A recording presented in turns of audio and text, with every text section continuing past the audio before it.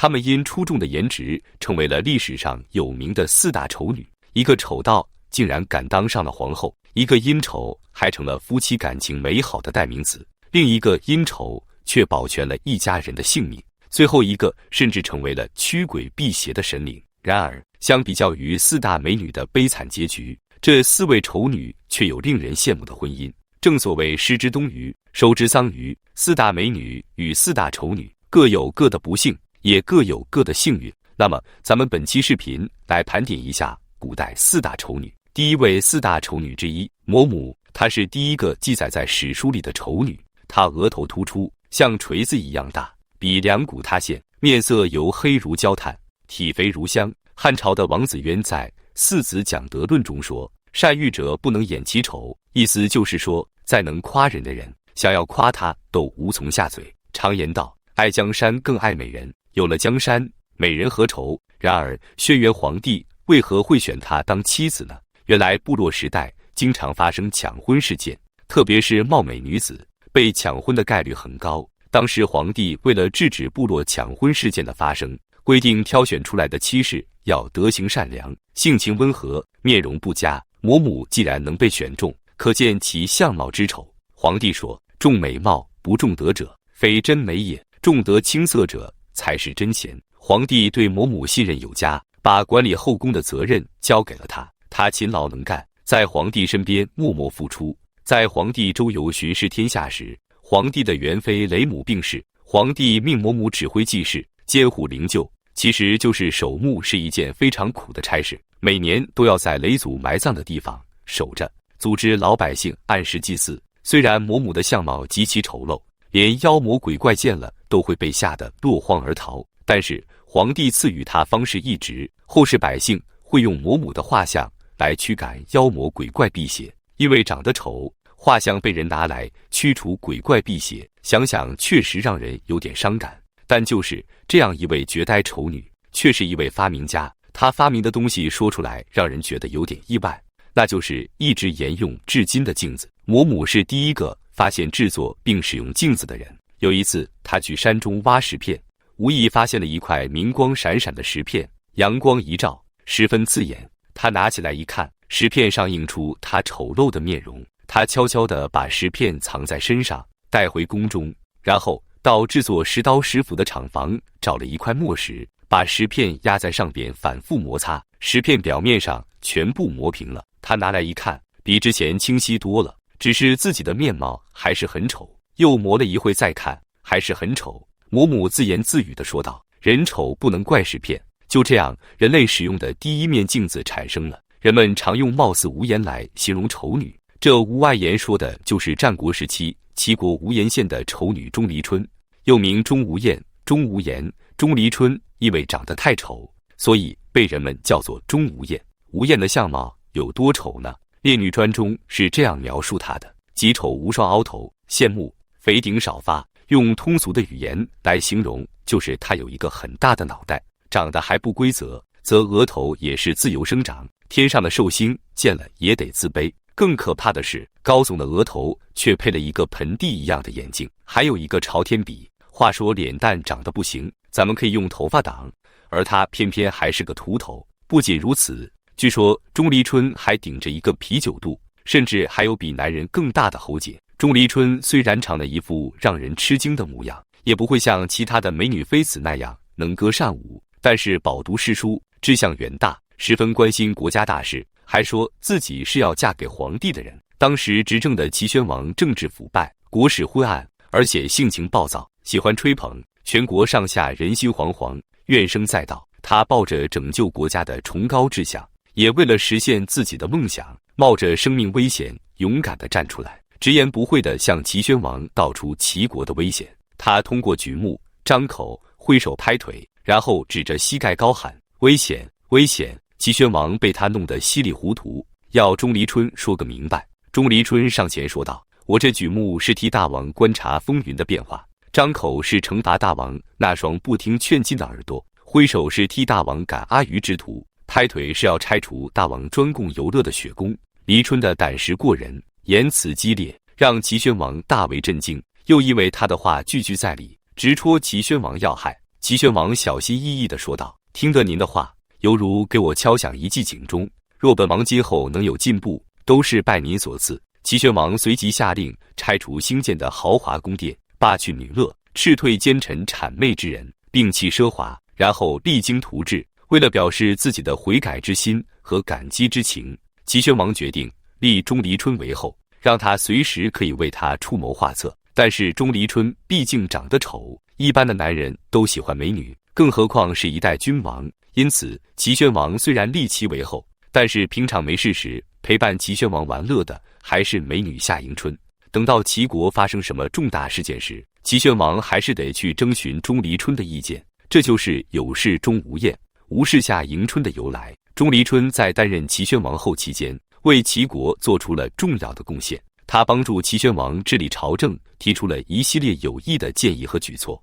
而关于钟离春领兵打仗的传说也有很多记载。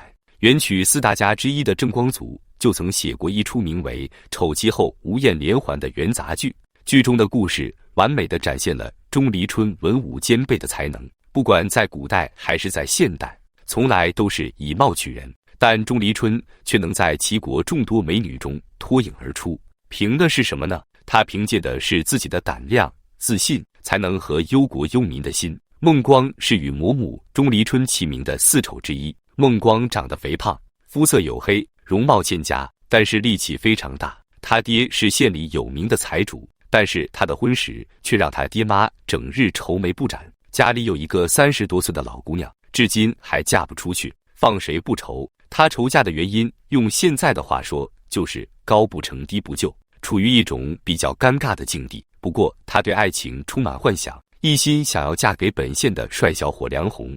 之后梁鸿听说了孟光的这个事，他立即决定了娶她，可见其品味也是相当独特。梁鸿虽然是个苦孩子，但好学不倦，博学多才，品德高尚，长得还挺帅。孟光出嫁前不备金银绸缎，却制作了布衣、麻鞋、箩筐及织布的工具，大家都觉得很奇怪，但孟光却胸有成竹。刚进门时，孟光像普通新娘一样，装饰打扮得漂漂亮亮，谁知头7天，梁鸿却对他爱答不理的。孟光见状，连忙与他搭话：“我听说夫君高义，回绝了多门亲事，我也谢绝了不少行聘之人。今天承蒙夫君娶了我，不知何处开罪了夫君，望能告知。”梁鸿说：“我想娶的是一位简朴勤快的女性，只可以陪我到深山劳作隐居的。现在见你穿得花枝招展，如此讲究，还涂脂抹粉，和我所希望的不一样。”孟光一听，正中下怀，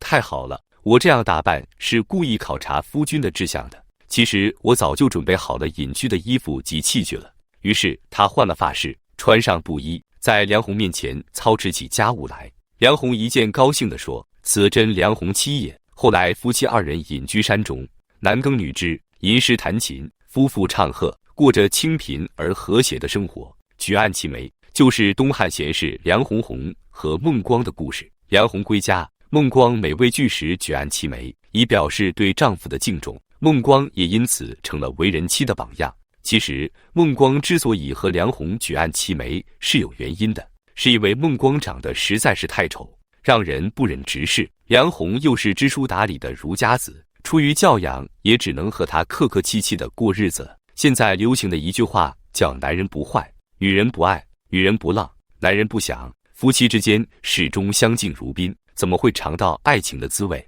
在爱情这件事情上，很多人表现的都很虚伪，明明爱人家的美貌，却说爱人家的气质；明明爱人家的票子，却说爱人家的才华。为什么这么说呢？4大丑女阮氏女的故事就能很好的说明。汉魏之际，一个叫徐允的青年娶了禁军头子阮伯彦之女。阮氏女聪慧明达，见识过人，但相貌就差点意思了，可以用奇丑来形容。但当时徐允心想，若是能攀上阮伯彦这样的朝廷重臣，以后得少走多少弯路，所以相亲这一步都省去了，直接答应了婚事。结果却悲催了，徐允娶了阮伯彦的女儿，洞房花烛夜时发现阮氏女容貌非常丑陋，便2步并1步跑出新房，从此不肯再去。这事得多丑啊，给吓成这样，还落下新婚后遗症。后来徐允的朋友还饭来看他，对徐允说：“阮家既然嫁丑女于你，必有原因，你得好好观察观察。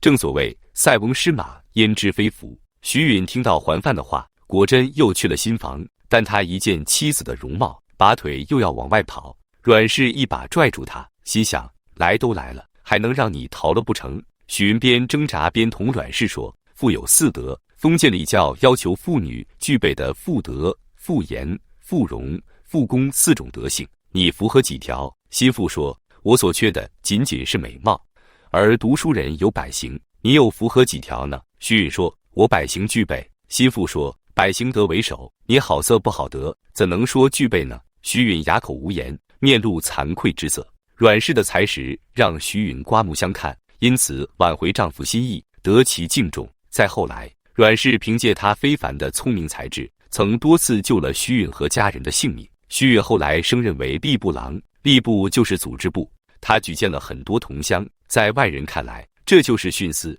有人把这件事告到了朝廷，后来魏明帝曹睿派人抓捕他，阮氏女光着脚从家里追出来，告诉徐允，皇帝乃是英明之君。他听得尽道理，但是万万不可感情用事。徐允听从阮氏女的话，所以当魏明帝在责问他时，徐允回答道：臣为国选才，一定要了解他们，他们是臣的同乡，因此臣对他们熟知，陛下可以调查他们是否称职，如果不称职，臣甘愿领罪。魏明帝经过考察后，确认任用的人都是被朝廷效力的人，于是便放了徐允。司马懿死后，加快了司马师和司马昭的篡位速度，不择手段将一切对自己不利的人都诛杀殆尽。徐允才智过人，但又不依附司马家，最后成为了司马家对付的目标，死在司马氏屠刀之下。许云被杀的消息通知给阮氏时，阮氏正在织布，当得知丈夫死去的时候，只是淡淡叹息道：这样的结果我早就知道了。徐允的门生得知消息后，担心老师的儿子们也会受到牵连，想要藏起来。阮氏却说这事和孩子们没关系，不必藏。不久，他带领全家人移居徐允的墓所。司马师留着徐允的儿子们不杀不放心，他假模假样的派钟会前来吊丧打探情况，对钟会说，如果徐允的儿子们才能赶得上他们，父亲就抓起来。徐允的儿子们知道他的来意，心里很害怕，所以向母亲求救。阮氏临危不乱地说道：你们虽然才艺德能不错，但不及你们父亲的1/10，不用装模作样，老老实实表现你们的真实水平即可，这样就不会有危险。钟会哭，你们就跟着哭；他不哭了，你们就停下来，可以问问朝廷的事情，但不要问太多。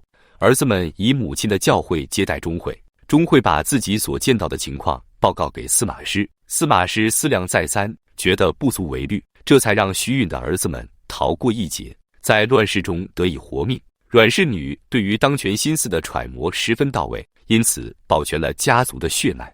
阮氏也因为她那胜过须眉的智慧，在历史上留下了美誉。由此可以看出，长得漂亮的女人不一定能幸福，但是幸福的女人都有一个共同点，那就是她们的智慧、情商都特别高。